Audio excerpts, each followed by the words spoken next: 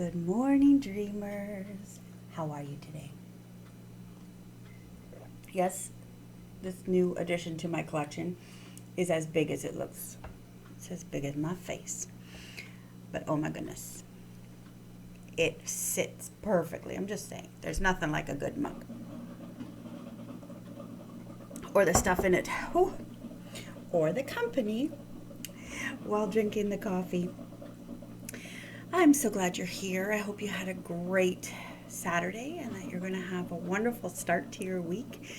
Jimmy the other day was talking about how he gets so frustrated that people call Monday the beginning of the week because they think that there's 2 days on the weekend, and he's like, it's like they're bookends. So there's a Sunday and there's a Saturday, and we just get to see them together, right? And it was so cute. I'm just like, okay, the weirdest things cause you to be frustrated. Like, I agree with you wholeheartedly. They're bookends.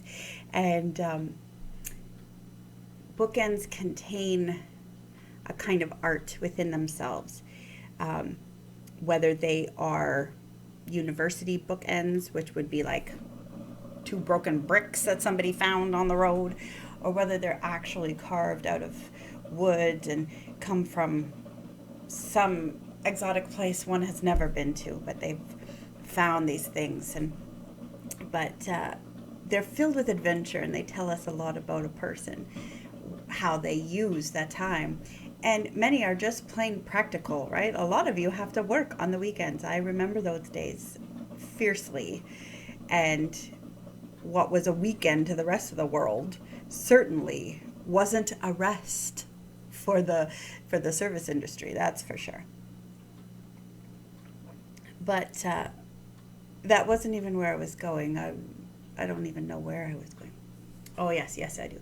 So, I'm a dreamer because, good morning, dreamers. And I always talk about feet on the floor and head in the clouds and hope and dreams and just thinking about stuff, right? So I was praying over some dreams of mine last night and into this morning. And I woke up with this concept in my head that I don't want things to stay a dream. Does that make sense? And so I was praying for guidance for reality, and and I opened social prematurely. I have a bad habit of that. I'm sure many of us do, but I did open. And on Instagram, one of the runners that I follow, his username is Fat Adapted Runner, and he has a extremely special needs child, and in caring for her, he didn't care for himself. And so he became quite large. And he decided it's time to show her her value by taking care of me. And so he started running, he started to adapt his lifestyle on her behalf, but to care for him because he was thinking she's going to need my care long term. And if I'm not here because of my health, I will not be able to help her. And he's just an inspiration to behold. But one thing he put today, or I found it this morning after spending time in prayer and meditation with Jesus. He has a picture of himself. I believe it's himself. If not, it's a shadow of a man that looks very similar to him, leaning over a river. So there's like fall like trees around him, and there's a calm, beautiful river drifting by, and he's like leaning over the river, just looking at the water. So it's a little bit distant. It's not like he's right here to the camera, right? And there's a silhouette with the way the sun is shining, and he's just put the caption above the river part, um, die with memories and not just dreams. Okay, God can speak through some social media post. Like, it was directly related to what I've been praying about. And I believe God cares about our lives. I have some friends and I that differ in how involved in our everyday we think God is. But I see his thumbprint everywhere. Everywhere. It's a little freaky. Part of it's the poetry in me.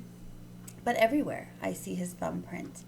And I saw his thumbprint in some random inspirational social media post today, and I thought, yeah, I talk a lot about dreaming, but we got to get there making memories as well, right? Memories are more important with toys. You've heard the cliche, he who dies with the most toys still dies, right? Like, and I'm not focused on death today. I'm focused on life in its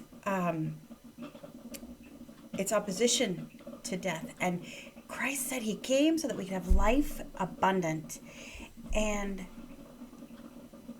I want that. I want life abundant. And I want that for you.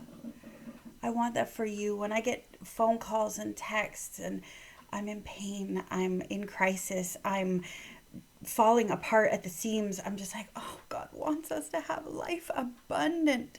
And yes, there are dark times of our journey, and there's times when our amygdala is like on high alert, and we can't go further because we are on guard.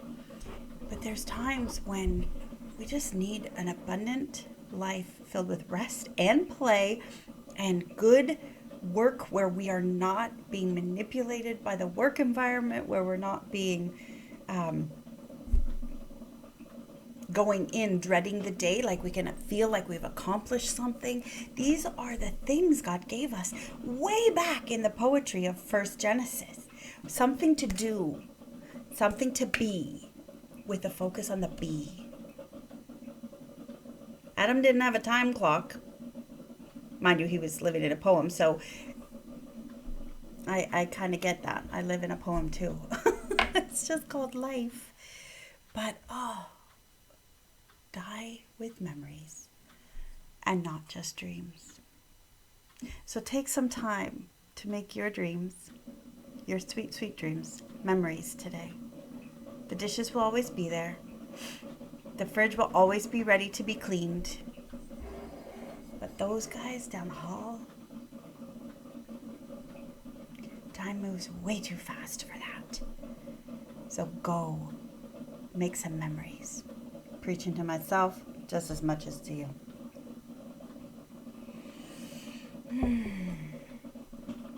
Feet on the ground, head in the clouds.